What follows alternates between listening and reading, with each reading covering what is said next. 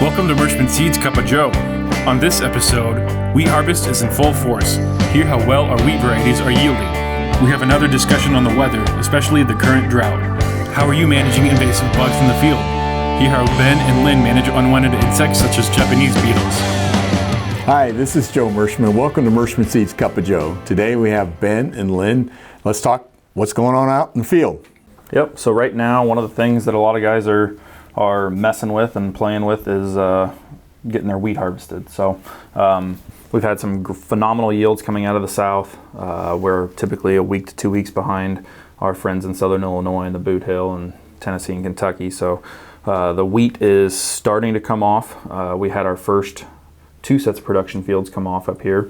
The yields were very strong for the amount of moisture we've had, or the lack thereof. So we're really happy with the Binti. This is the second year in a row that the Binti has came off in that June 18th, June 19th time frame. So 2 years in a row, our ultra earlies are doing what they're supposed to do.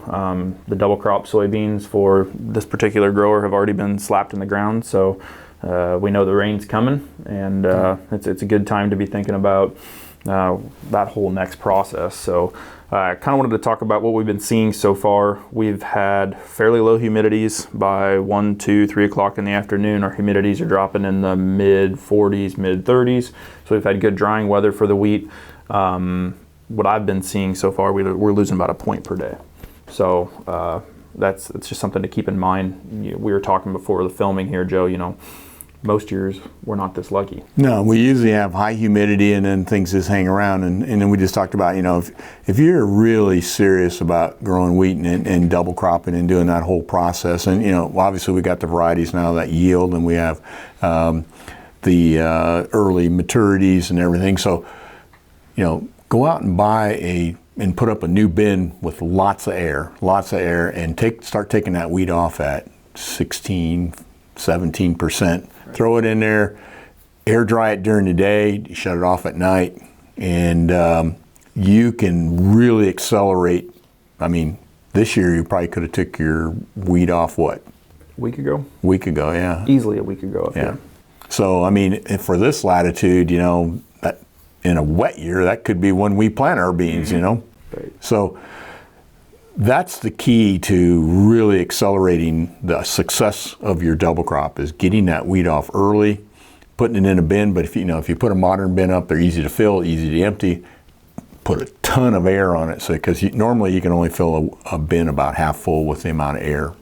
So something to think about. Right. And Lynn, you were talking, that makes a nice soybean bin as well. Correct. Most of the time guys will have marketed their wheat by the time harvest comes for the soybean side of it too. So the wheat things are definitely trending. We're excited what we're seeing for wheat. I think in our southern regions, the guys are seeing 20 to 30 bushel above average. We had a longer fill period. We had the cooler season. We've kind of touched on that in the weeks past, but and heavy test weights. Yes, lots of 62. We actually saw a 63 here on a Julie variety. I mean, 63. I don't think I've ever seen a 63. I mean, that is really heavy wheat. Right. So a lot of exciting things for wheat, and we've always talked about that marginal acre that doesn't necessarily grow the 210, 215 bushel corn year in and year out, or 240, 250, whatever number you want to use. That wheat, the prices are staying consistent, the prices are holding. That wheat could really be a sharp thing to look at when you're looking on the marginal ground. So more things to continue on updating on that. Right now, we just hit summer solstice. So this is like my favorite time to go out and do root digs in the morning when it's early to look for rootworm feeding. So doing the float test, you go out there, you dig up a big ball about around the corn roots. You can set them in a 5-gallon bucket of salt water, and you will see the rootworms float to the top. There's no real threshold, but about like anything to do from this point on, but it's a good measurement for, okay, I have them in this field. Is this field corn on corn? Is this an extended diapause field in a rotated field? So I'm thinking about those things right now when we are looking at, do I have pressure? What am I going to do about it next year? More and more people are talking about putting either smart boxes back on their planter for dry insecticide, or using like a liquid capture in furrow in the future here, because whether it be rootworm, wireworm, insects, seed corn maggot. There's so many insects, and our crop prices are good, so you want to keep each corn plant as healthy as you possibly can, and more guys are going back towards that insecticide realm. So yeah, roots are important. It's like, say, we had a factoid that was given to us a couple months ago that the average adult corn plant has 3,000 miles worth of roots. Right. Which, I don't know how they come up with that, but it has to do with all those little tributaries that you might say. Right. So it's very, very important to know what's going on out there. We actually have Dylan out digging roots right now as we're filming on some corn fields that have had previous history. We did some pattern ag results, pattern ag testing last year for corn rootworm on these fields, and they came back as 0. So no insecticide was put in on the planter. So we're going to see and test that in not only in theory but in practice to see where we're at making plans for next year. So along those lines, from insects, Lynn, you have insects on the mind as well. Yeah, so got our first visual of Japanese beetles out in the field. Saw it over by Houghton in a test plot, and Avery was up looking at some beans by Mount Pleasant and found some in the field as well. So Japanese beetles are one of those that maybe gets the farmer environment very worked up, but when we look at it, they're a pest that's really difficult to judge the threshold when we look at beetles, because they're mobile and they tend to congregate toward the edge of the field. So where you go and look at, you might see a lot of pressure going on or a lot of feeding going on right at the edge of the field. But I think the biggest thing as we're looking into this is to make sure that you're actually scouting the whole field, get a sweep net, go through. Because there's a couple things that can go on with Japanese beetle is that they move out, you spray, and you do a revenge kill per se, and then they move back in once you've done that.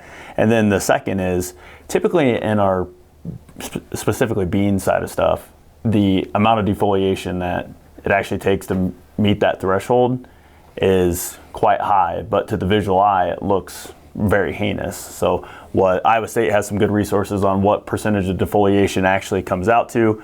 On beans, when we're looking at pre-bloom, it's 30%. When we're looking at post-bloom, which most of us, our environments are probably would be in early planting, we've already got some limbs out, so it's 20%.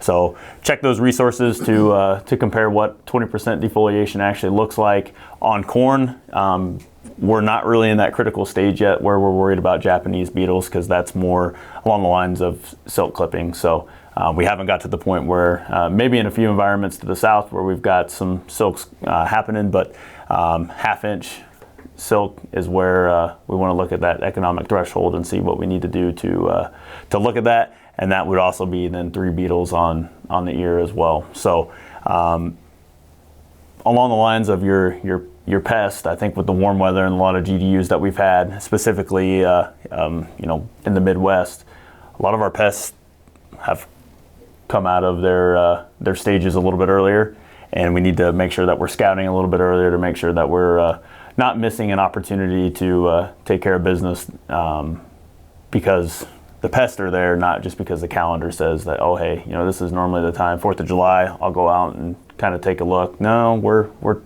tend to be trending ahead of schedule right now with our GDUs.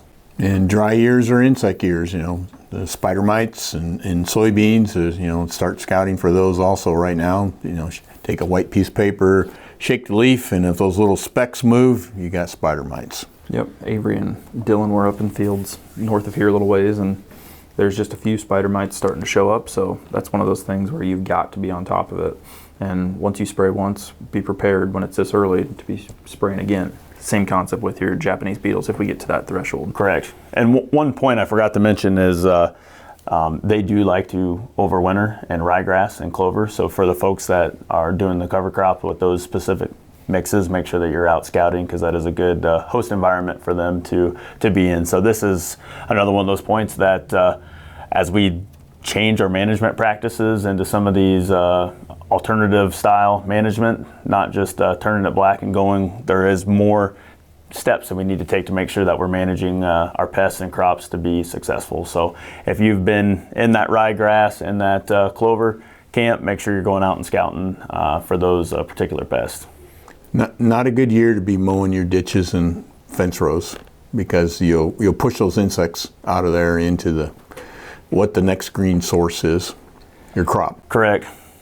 I did have one farmer ask what our opinion is on if I have to mow my ditch and waterway because I have to feed my cows versus saving my crop, what do I do? And the answer to that is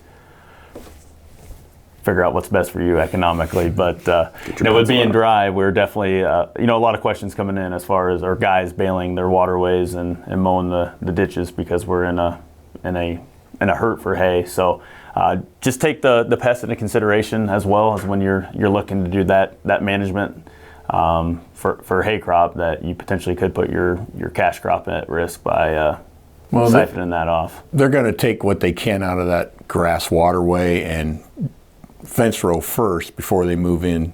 So if it doesn't rain, they're eventually going to get in that field. Mm-hmm. You're just delaying it by not. And when you mow it, you force them to move. So if it rains, we don't have to worry about any of this. So. Fun fact: when what it takes to kill spider mites is rain, and that's actually because there's a certain mold that will kill them off. So it takes a certain amount of humidity in the canopy and moisture coming with rain that they die naturally from a mold, a fungus that kills them off. So it'll rain. We got good chances of rain this coming week. And even pushing out to the next weekend too. It's the same thing. The chances are moving up. So we just gotta get this blocking high to move on, and we got a hurricane out there and coming this way. So we'll see what happens. I mean, things will change. They never stay constant. Yeah, I'm trying to get wheat cut, so it's gonna rain. That's right. So along those same lines, I have an interesting map that came from Eric Snodgrass and Nutrients Ag Weather. I thought this was really interesting to share. So he had a map, and we can link it and also show it up on the screen. But this is the amount of precip that it would need in the next 30 days to end the droughts in all of these weather reporting districts. So over in Joe Berkey's neck of the woods at Strang, Nebraska, the southeast portion of Nebraska, it would take 17.5 inches of rain in the next 30 days to break the drought. Western Iowa, if we move further over to the east, it would take 10.4 inches, 11.3 inches. If we go from that, Omaha was 10.4, further south than that's 11.3. Because Des Moines has caught in some decent rains, the central reporting district of Iowa is 6.6 inches. Where we are at in southeast Iowa, it's 10.1 inches. If we get on over to Champaign and further east, they're about 8.3. And our friends down in southern Illinois in the Boot Hill are running somewhere between 6.5 to 5.5 inches of rain is what it would take to break the drought in the next 30 days. We don't need to break the drought, but we're going to need moisture to keep pushing this crop along. Yeah, I've always remembered Elwin Taylor said that the rivers and streams can be completely dry and you can have a bumper corn crop because only the excess runs into the rivers and streams. So, like you said, it's not going to take a lot of rain to give us a good crop, but the rivers and streams will suffer. Right. Right, you're absolutely correct. And with that drought, we're seeing more potash deficiency show up. So, we had a grower in central Missouri send us pictures and was kind of wondering what's going on out in the field. He had caught in 3/4 to an inch of rain. And you can see in the pictures that the dark green new growth shows that once you get a little bit of rain, those potash deficiencies, which is the outer margin of that leaf, turn yellow on soybeans anyway. Once you get a rain, fixes it. New growth goes away. So a lot of problems can be fixed by just a little shot of rain. They always say plants don't have teeth. They got to drink their nutrients. So consequently, you need that moisture to move it into the plant. And if you got soils that are a little bit on the low side on potash, which isn't hard to come by, you're going to have some problems. So yeah, we need some rain, and we'll get it. I think with potash deficiency too, it's just hold steady. Sean Cooley had a tweet out, who I would consider one of the forefront experts on soybeans, is don't chase a bad problem with more money, because you could put on foliar or K, but once it shows the deficiency, you just need rain to get out of it. You're putting a Band-Aid on a gushing wound. So right, and that's one of the reasons why most people don't have 5% base saturation potassium, but like Kinsey's and Hefty's and all those guys talk about that base saturation, why it's so important. potassium is the drought proofer of the crop. That's why they want that 5% base saturation K. When we have 40 inches of normal precip in southeast Iowa, you don't normally see those symptoms because of the moisture. But in years like this, high fertility ground, that manured ground, that guy that has taken care of that acre and over fertilizes, those crops are going to be the ones that shine this year. We have our test plot is kind of it's transition ground, from the prairie soils north of town to the timber soil south of town. And I know this year, Ben, you practiced what you preach, and our plot looks wonderful in the drought. I mean, both corn and soybeans. And I think that point that potash is basically like a drought gene is good advice. Yep. I think with potash too, the struggle that we have is that our crops, typically grown, corn and soybeans, are very large users of K. And I get it. We farm. You get the bill for your fertilizer, and it's like, oh man, that's the easy pickings to cut back a little bit on. But our crops, the more that we advance our yields, take a lot of K to get done. So you might think you're putting a lot on, but when you start looking at crop removal of some of these 200 plus and 70 plus bushel crops, we're removing a lot of K out of that soil. And when you do the 2-year, removal or add it for the 2-year removal, by the time we get to soybeans, typically if you're doing it, I would say here the common practice is to fertilize before corn and then roll into beans. You have a really good corn crop, which we've had. Right. You leave your beans a little bit susceptible to potash deficiencies because that corn is taking so much, and depending on the rainfall, we got fodder tie up and some other things. But as we push these yields and see these problems, it's definitely should be on guys' forefront to make sure that they are providing the soybeans adequate K, because we tend to be, almost everything that we look at is sufficient to deficient in K. There's never anything that's off the charts high. 2 to 3% base saturation is fairly common. So things to work on. Yep. Anything else? Nope.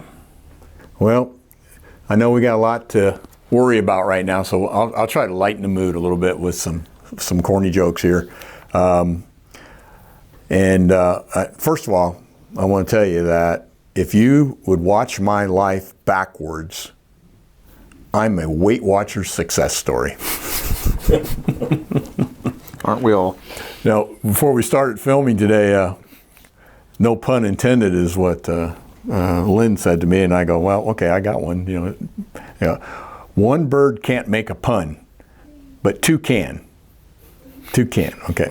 Now I'm keeping the best one to last, okay? A man asked me for $1 the other day. I told him I only carry big bills. He said, give me one of those. I gave him my electric bill. Yep.